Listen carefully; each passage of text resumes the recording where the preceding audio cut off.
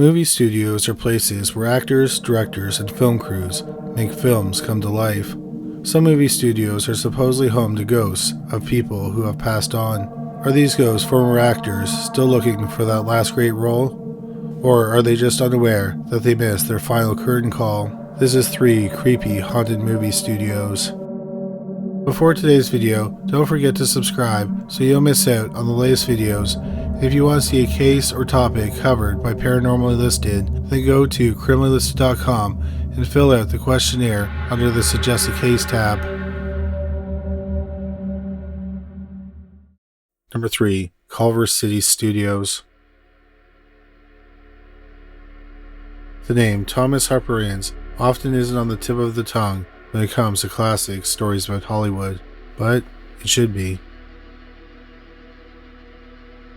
Ince was a silent film actor turned film director in Tinseltown's earliest days and is often credited as the father of the Western. He also spent $500,000 out of his own pocket to help found and build Culver City Studios in 1918. The studio's 29 acres have played backdrop to countless films and TV classics in the centuries since. Movies like Citizen Kane, Raging Bull, and I Am Legend have all filmed there, as have such television series as Star Trek, Pee-wee's Playhouse, and Cougar Town. The studio's beautiful administration building, known as the Mansion, also served as Terra Mansion in Gone with the Wind. So now that we have Thomas Ince's studio's credentials out of the way, here's why most people perhaps aren't familiar with him. He died young and suddenly. On November 19, 1924, Ince boarded a yacht owned by his friend, William Randolph Hearst. Hearst was a powerful publishing magnate and famously the inspiration for Citizen Kane. But something, somehow, happened during that 3-hour tour, and when the ship returned to dock later that night, Ince's lifeless body was carried down the gangplank and put into a waiting car. He died early the next morning, 3 days after his 44th birthday. There are plenty of true crime theories that delve into what may have befallen the director that night, with everything from indigestion to a bullet to the head being the culprit. But the end result was the same. Ince was no longer among the living. Or, at least, that's what people assumed. Though Ince was cremated at the Hollywood Forever Cemetery, back at his studio, there were reports that he was still hanging around. Over the years, workers have said they've seen a ghostly image of Ince wearing a bowler hat, walking across the catwalks high above the sound stages. One of the men was so convinced by the image, he actually called out to the man, warning him about being up there. The ghost turned to the worker, frowned, and continued on down the catwalk before disappearing into a wall. In 1988, during extensive renovations to the studio grounds, the producer's ghost started to appear in and around the administration mansion, often seen climbing the stairs that once led to Ince's personal projection room. One day, during the demolition of some old structures on the lot, prop maker and special effects technician Eugene Hilchey brought his camera, determined to capture Hollywood history before it was bulldozed to the ground. Hilchey has gone on record saying that as he was about to take some photos, the air around him began to get very chilly, despite the fact that it was 80 degrees Fahrenheit. As he thought about going back to his car to get his jacket, Hilchey was shocked to encounter the ghost of Ince, who intoned, "I don't like what you've done to my studio," before vanishing again into the wall. Hilchey wasn't able to snap a shot of Ince that day. Perhaps the former actor wasn't ready for his close-up. Number 2. Granada Studios. Anyone who loves primetime serial dramas like Grey's Anatomy or Blue Bloods owes a debt of gratitude to Coronation Street. Launched on ITV in 1960, the British show was a direct influence on ABC when it created the first American primetime serial drama, Payne Place, in 1964. That show was so successful that other networks tried to copy it, and they have continued to try to do so even today.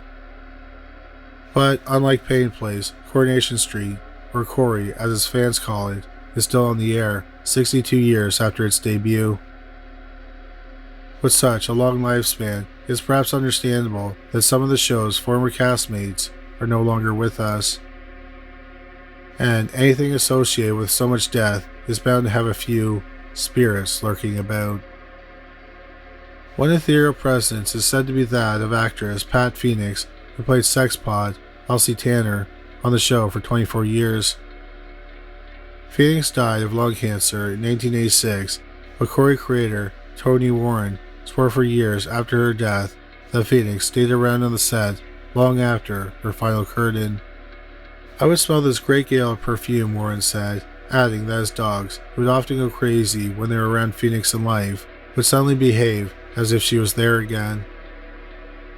Other castmates reported seeing a different, ghostly figure roaming the street with long dark hair and a long dark coat. And there were rumblings that perhaps the ghosts weren't simply harmless apparitions. In 2009, director and associate producer Kay Patrick was run over when a car driven by an actor mysteriously had its accelerator pinned to the floor. Perhaps the ghost was unhappy with Patrick's storyline that week. Luckily, she walked away with minor injuries. Still, not all of Coronation Street's ghosts have been associated directly with the show. During his first 53 years of production, Corey was filmed entirely at Granada Studios in Manchester, England. The production facility was purchased in the 50s by Granada TV from the city of Manchester for £82,000. A bargain, considering the site was the former resting place of more than 22,000 poor and indigent people who were buried there in paupers' graves. One studio tour guide reported to his bosses that he once saw a woman dressed all in white and wearing Victorian clothes as she accompanied a small child down to the set's famous cobblestone street. In 2013, the Granada Studios site was deemed unsuitable for the show's needs, and production was moved into a new facility called Media City, 2.5 miles away. Unwilling to demolish a historical site, however, ITV used the old set for a number of functions and events, even as the ghosts remained.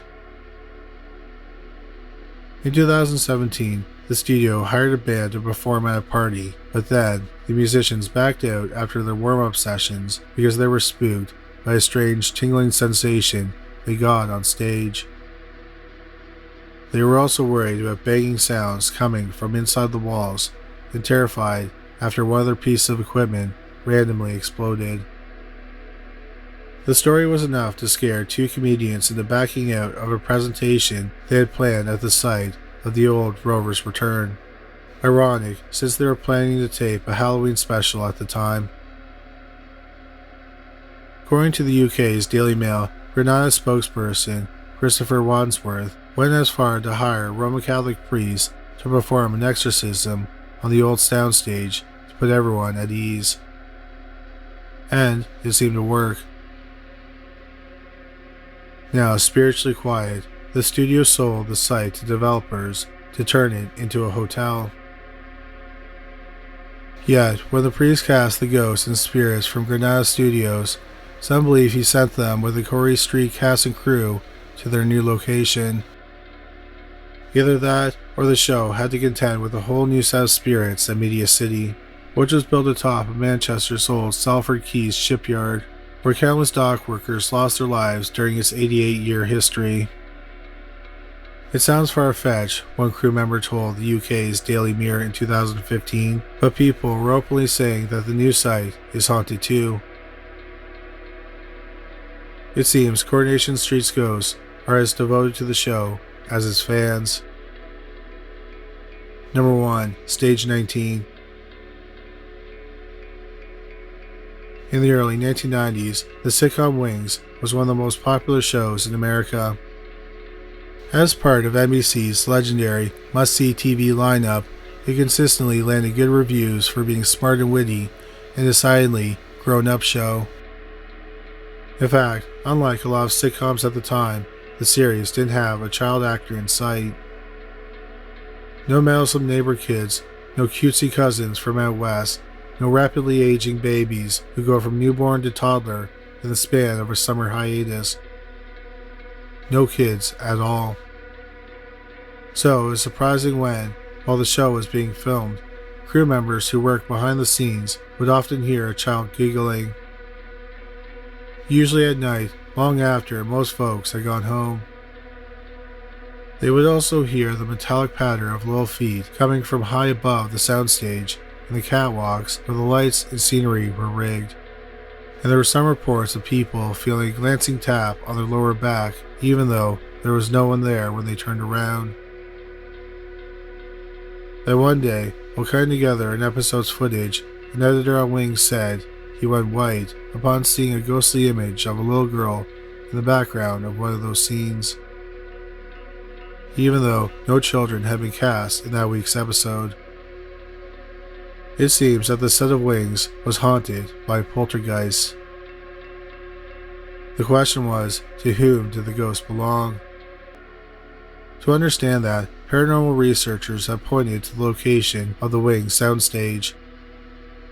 It comprised the entire building on what's called Stage 19 of the Paramount Studios lot on Melrose Avenue in Hollywood. Ghost hunters immediately pointed to the fact that Paramount Studios shares a wall with the Hollywood Forever cemetery. As the resting place for countless of Hollywood's famous and infamous faces, the cemetery has long been the subject of reputed hauntings since it opened in 1899. One legendary ghost is silent film idol Rudolph Valentino, who is said to wander through the cemetery wall and onto the Paramount lot, perhaps in search of one last great role. But the wall adjacent to the cemetery is near Soundstage 31, across the lot from Stage 19. There have been no reported sightings of child ghosts in that particular area of the studio. Also working against the cemetery wall theory is the fact that the Stage 19 poltergeist didn't start to appear until around 1989 during the production of the film Ghost, starring Patrick Swayze, Debbie Moore, and Whoopi Goldberg, which was also filmed on Stage 19. The cast and the crew of that film reported some otherworldly goings-on while producing the movie. In addition to childlike giggles coming from the stage's rafters, gaffers reported inexplicable power outages in which bulbs would blink out even though they were just turned on, plugged in, and had fresh bulbs. They too were at a loss to explain who was haunting the place or why. But the fact that the hauntings only began during its production lends credence to the fact that the playful Stage 19 ghost was more of a recent addition to the afterlife. Searching Hollywood history for a tragic, untimely death of a child during the late 1980s brings up the sad story of child actor Heather O'Rourke. Most paranormal enthusiasts know the famed Poltergeist Curse, a series of tragic events that followed the making of the 1982 Steven Spielberg-produced film Poltergeist. Heather O'Rourke shot to fame after starring in the film and its subsequent sequels, only to die tragically from septic shock and heart failure at the age of 12 in 1988. Could the ghost of Heather O'Rourke be haunting the players on Stage 19 at Paramount? Critics are quick to say no way. Not only was Poltergeist filmed at MGM Studios, not Paramount, but O'Rourke passed away in a hospital in San Diego, 120 miles from Los Angeles. And she is not buried in Hollywood Forever Cemetery, but Westwood Memorial Park across town. But those who believe it is O'Rourke's spirit playing around in Stage 19 point to one of her early roles, that of Heather Feister, a character who appeared in the 1983-1984 season of Happy Days. During that year, O'Rourke appeared in 12 episodes of the sitcom as the daughter of actress Linda Pearl. Heather kept the child alive in herself and consequently in those she worked with, Pearl told CNN in 1988. Friends have said that of the 24 or so roles O'Rourke landed before the age of 12. She was happiest during her half-season on Happy Days, especially during the scenes with the Fonz himself, Henry Winkler. She was professional, she was beautiful, and she wanted so badly to be a good actress, Winkler said upon her death. O'Rourke and Winkler were said to have grown very close to each other during the run of season 10 of Happy Days.